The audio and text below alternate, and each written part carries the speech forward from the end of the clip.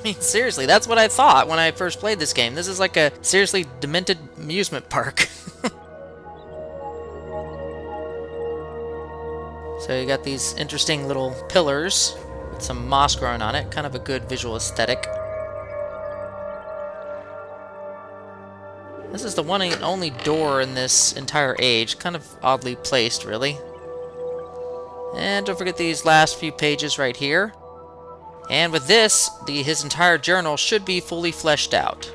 So if you wanted to, you could read it from beginning to end and get a better story of his journey through this 20 years of madness and loneliness.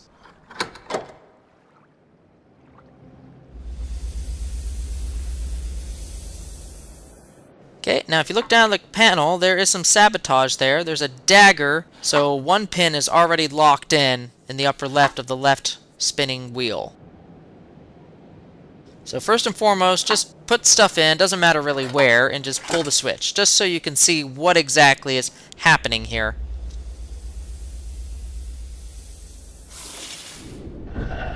So the ball falls down, rolls in, hits that, and then that turns counterclockwise until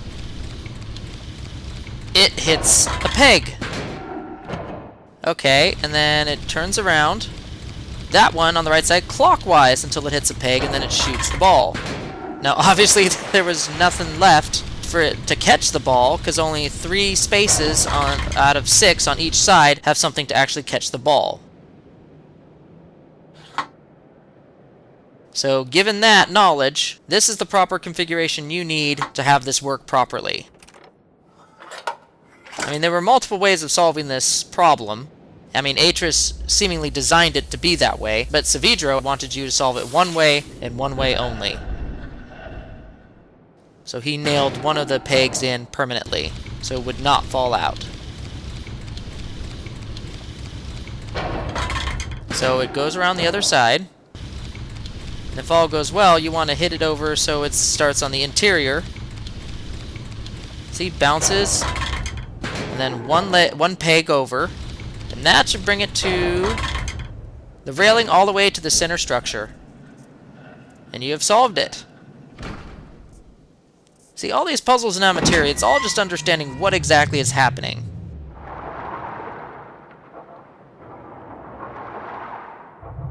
Once understanding occurs, then you can really get to actually solving the puzzle. And that's what I really like about Amateria.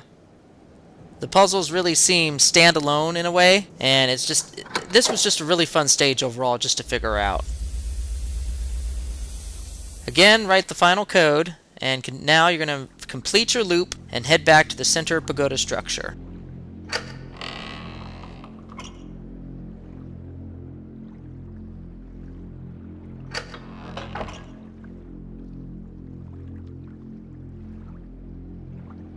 Now, you may not know that you could have gone this way to begin with, straight from the start, but you kind of had to look down from the start and see the actual ladder leading to these planks down below.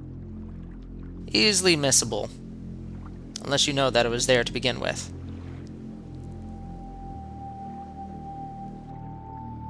Okay, so it doesn't matter which code you enter, you just need to enter one of the 3 codes. What would have been awesome is if each of these was color-coded, and you had to enter in that specific color-coded puzzle solution. But no, all of them are coded the same, the colors don't matter. I'm guessing that was something that was they wanted to implement, but they never got around to it. I don't know what the overall reason for that was.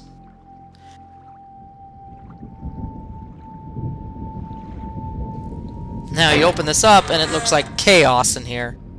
You have no idea what's going on down there. This looks like just a bunch of tracks, and it's just a mess. So if you really think about it, all these tracks, it's basically a thoroughfare to bring a glass ball from each of the separate areas through the center structure and to make a full loop around the entire age of Amateria. I mean, look at that. That's just chaos. But first, a message from our host. This morning I woke up and I couldn't picture Tamara's face. Little line at the corner of her lip that pulls her whole mouth down when she smiles, the flutter in her eyelashes. I tried so hard to picture her in my mind, put her down on paper as if that might bring her back. I couldn't do it. Atrus, I'm not you. Again with this delusion, thinking that Atrus can fix things with a pen stroke. So now here's a very cool section of Amateria. You're basically now in the levitating upper portion of this structure. See, there you go. And you have a perfect view of the entire amusement park around you. Now this control panel controls all the tracks you saw down below. So let's see here, let's pick this one. Creates a crystal ball, lowers it through, goes through the whole motions of all the pieces we just solved. So you kind of see from a bird's eye view all the work you've done.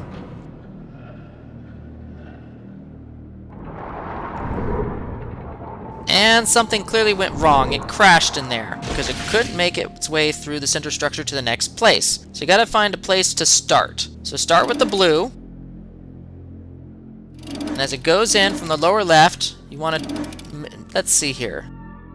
You want to go all the way through the center structure to the yellow. And then it comes in from the yellow and goes all the way thoroughfare to the left here to the green, and then from the green all the way through up to the red. So that should be the whole route through all 4 sections of the age. And if all goes well... Oh yeah, this is solved. We are about to have the ride of our lives. I think Atrus at this point was like, I'm going to have some fun with my sons, and I'm going to give them a thrill ride of their lives. I don't know about you, but I'd be crapping my pants right about now, realizing just what all I was about to get into. Oh gosh! It's on now! Yeah, I'd probably be screaming like a little girl right now.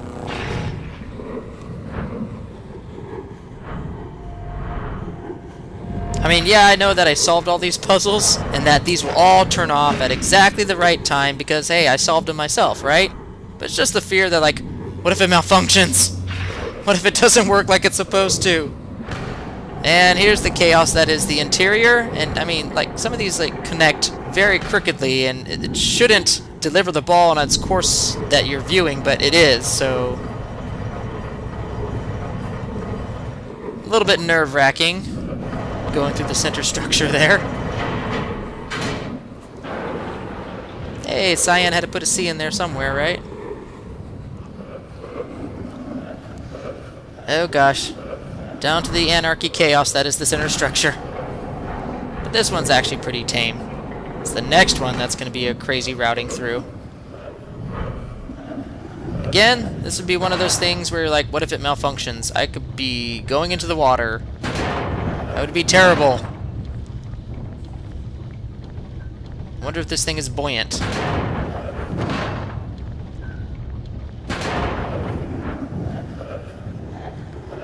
One last final pass through. Oh my goodness, that looks terrible. How is this sphere still not broken? All those jagged edges. And of course they all come up just at the right time. I'm sure Atrus designed it on purpose that way, just to put a little fear in his sons. And there's the new symbol that Saavedro must have painted on those rocks there. So naturally, we're going to write it down, and we're going to use it to access the Age of Narayan finally. I swear, those look like bunny ears. I will not listen to anyone different. Those are bunny ears. So, crazy age that was. Fun, though. One of my favorites. But this is our final trip back to Jananan. We are now going to enter Narayan and face Saavedro himself. And pretty much tell him that, hey, dude, Atrus doesn't care about you. He sent me instead. But seriously, though, out of all the messages that Saavedro has given you, this is actually the only one he refused to actually alter. Sort of like a poetic irony, cruel kind of joke, where he left it untouched as a way of, I don't know, just kind of spitting in the face of Atrus here. Like, yeah, these words mean a lot more now that you've seen what your sons have done.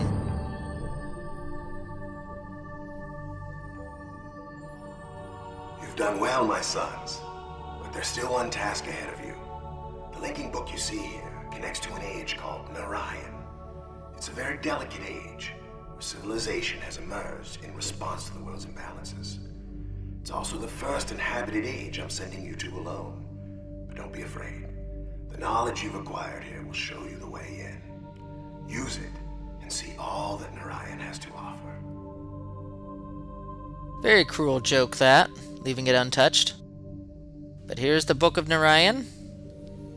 And looks pretty icy to me. So we'll check it out in the next video. See you later.